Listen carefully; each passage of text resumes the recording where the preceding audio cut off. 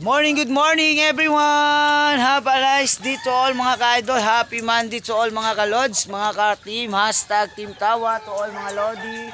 Good morning po sa lahat. Tayo po ay magpapakain na naman sa ating mga alagang pato at saka mga manok mga ka-idol. Yan po ang ating inalagaan araw-araw sa ating tsatsaga natin ay makakaani din tayo nito ng ating mga alaga mga lods. Ito po sila ay nakasisiyo na po sila mga lodi. Yan po ang ating mga alagang pato, may mga sisiyo na po sila.